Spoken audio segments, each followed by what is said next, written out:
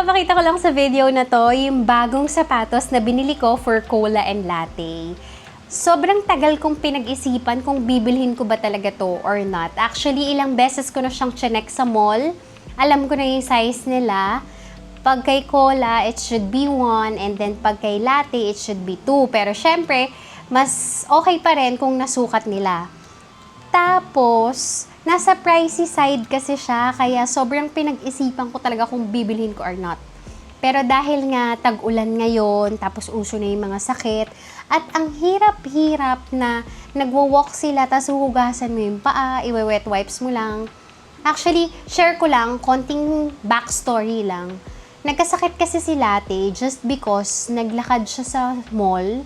And syempre sa mall, you know naman na naglalakad tayo doon with our shoes. So, technically, naglilik kasi si Latte talaga ng paws niya. And also, yung mga nadadaanan niya, hindi lang smell, minsan nalilik din niya.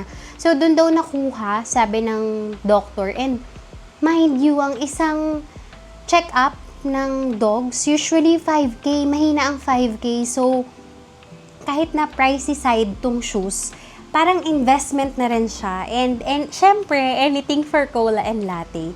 So, ang haba-haba na nang sineshare ko, ang haba na ng intro para sa sapatos na to. Kaya ipapakita ko na sa inyo kung ano tong mga to.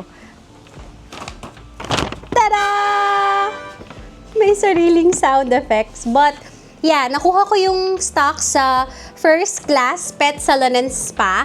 Kung familiar kayo, so, dyan ko yung nakita. Actually, nakikita ko na to sa TikTok.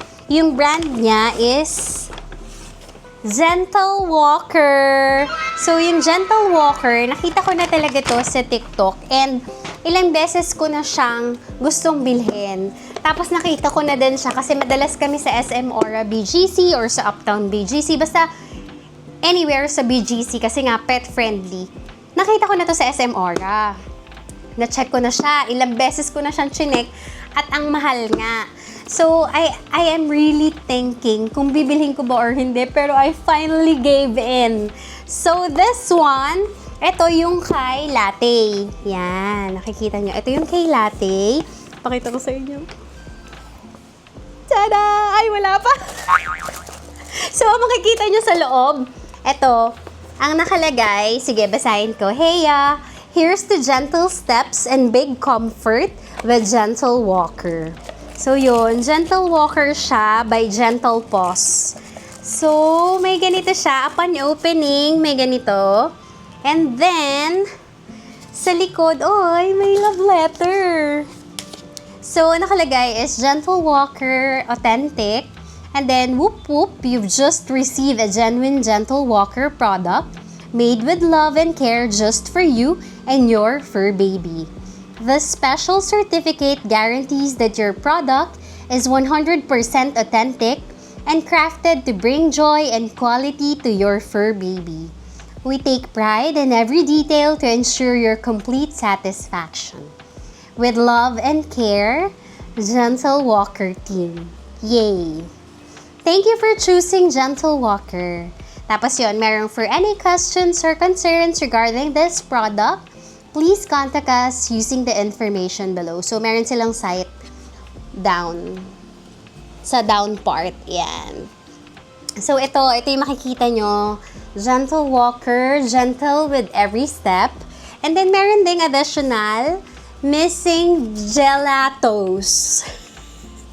So, Gelato Swirl by Gentle Walker. So, ito yata yung bago nilang design. So, meron siyang blush berry, meron ding sky pudding, and meron ding milky matcha. So, hindi yun yung color na binili ko, hindi dun sa bago. Kasi gusto ko plain lang, kasi sobrang colorful na nung mga damit nila para maging colorful palalo. So, this time around, ito, ayan na.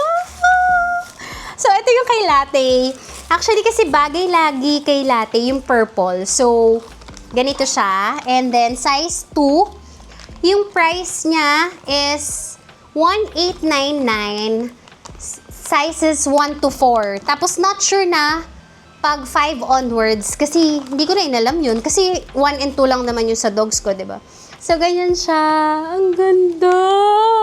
Na-inlove ako, parang may sariling Crocs yung mga anak ko. And then, ayan yung strap. Ayan, iganyan mo lang. Tapos yun. And nung 3-9, ayan, yan, ganyan. Tapos lock mo lang again, pag ganun. Tapos yung 3-9 siya sa kanila, di ba yung ibang shoes, pag nakalagay, natatanggal lang ng ganun. Ito hindi, as in fixed talaga. So, ang ganda niya, ayan. So, syempre, 4, kasi para sa kanila. And then, pakita ko din yung isa. Wait.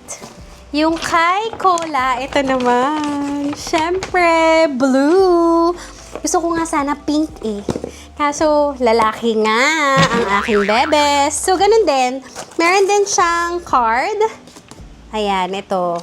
And then, after, ito na siya. Oh, hindi naka-ziplock yung blue. Anyway, yan.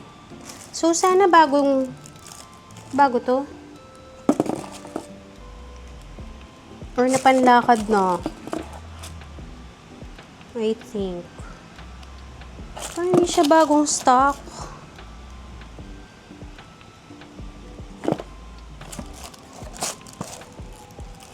Okay.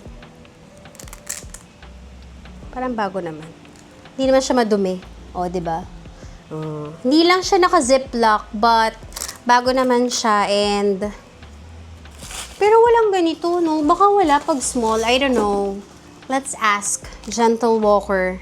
Pero feeling ko dapat may ganito din. Kasi paano ko dadalhin, di ba?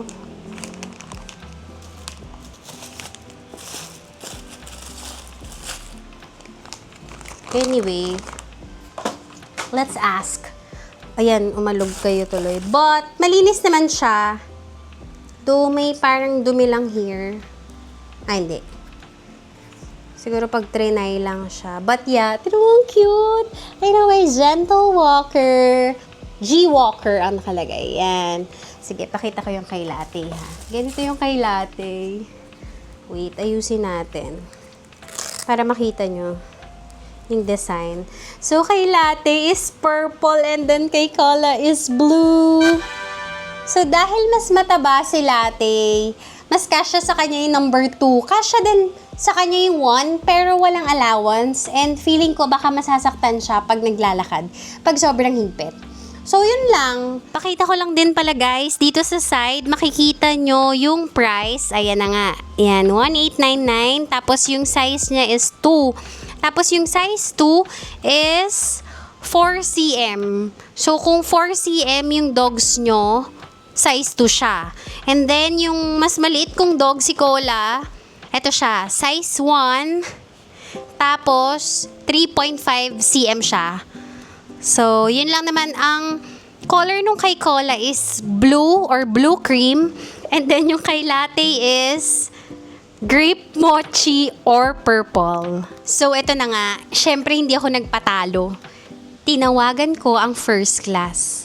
Dahil hindi ako mapakali kung brand new ba to o hindi. Sayang bayad ko, girl. Ayan, Ayan.